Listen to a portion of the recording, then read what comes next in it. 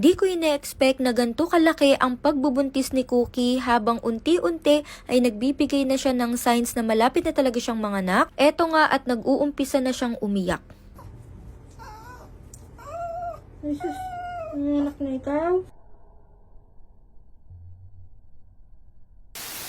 Nararamdaman ko na nga na konting oras na lang ay talaga namang iiri na ang batang to, kaya this past few days talaga namang nilalambing ko siya. Ilang beses ko na nga din siya nakitang nagne-nesting at ito na talaga ang sign na manganganak na talaga ang batang to any moment. Isa pa sa napansin ko ay medyo matigas na nga yung tiyan niya. Hindi ko alam kung anong tawag dun pero parang contraction ata. Correct me if I'm wrong. Syempre, nag-general cleaning muna si Mami Siyang ng buong kwarto kasi nga dito kami mag-i-stay ni Cookie at ng kanyang mga babies. Pero bago nga maglabas tong si Cookie ng puppy is may tinatawag pang labor, which is minsan tumatagal pa ng 6 hours, kaya naglinis na talaga ako. Kapag ganito na magkakaroon na tayo ng puppies, kailangan talaga doble ingat na tayo, kailangan talagang malinis sa paligid, mag-sanitize ng floor kasi pwedeng tayo mismo ang maging carrier ng sakit. And finally, natapos na pala yung whelping box na ginagawa namin last time. So shoutout nga po pala kay Kuya Russell, siya po talagang gumawa niyan and naligo pa talaga siya para dito sa video na to. But anyways, medyo nadismaya lang ako kasi nagkamali kami dahil hindi namin sinukat tong whelping box na to at nasobrahan ata sa laki. It lang din kasi yung kwarto ko, hindi tayo makakilos ng maayos kapag ganito kalaki yung kanyang whelping box. Tinry ko na nga din sukatin tong napakalaking pipad na to pero sobra-sobra pa rin talaga. Nung na-set up na nga namin tong whelping box is tinry na namin papasukin tong si Cookie and kita nyo naman kung gaano talaga siya kalaki. Parang nasakop niya yung kalahati ng kwarto ko. Pero isa talaga sa importance ng whelping box is kapag lumabas na talaga yung mga puppies at gapang na sila ng gapang is hindi sila mapupunta kung saan-saan. The next day nga is pina-adjust ko ulit yung whelping box na talagang saktong-sakto sa sukat nitong kwarto namin and finally nakuha ko na yung sukat na gusto ko.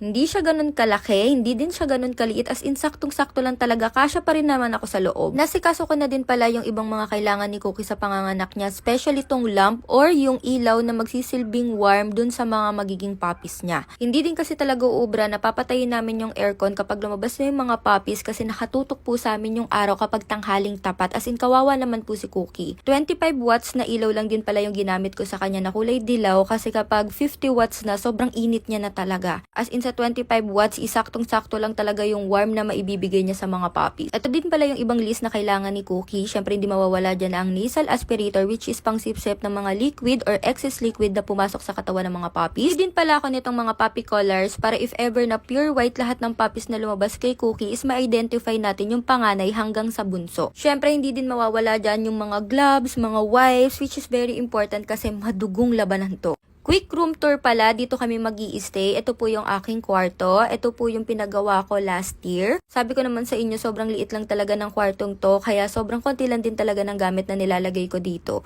Nung una ay doon ako sa loft bed natutulog pero ngayon dito ako sa baba matutulog kasi para katabi ko sila at para mas nababantayan ko sila ng maayos. As in meron lang akong single bed dyan tapos dyan ako nanonood, nagpapalibang habang binabantayan si Cookie. Dito pala yung aking vanity which is hindi ko naman masyadong nagagamit na. And then nandito din yung kanyang potty tray tapos potty tray din ni Kimchi kasi si Kimchi naman is potty trained. Tapos ito pala yung loft bed ko which is originally dyan talaga ako natutulog pag nandito ako sa kwarto and mukha lang masikip yan guys pero nakakaupo naman ako dyan ng maayos. Tapos ito pala ang hagdan which is very spacious to kasi pinagawa ko talaga tong closet ng mga pango. Nandito yung mga damit nila. As in, hindi pa to totally lahat ng damit nila. Ito yung pinaka nagagamit ng mga damit nila. So nandito sa first row yung kanilang mga sando, mga dress na para mabilis lang makuha.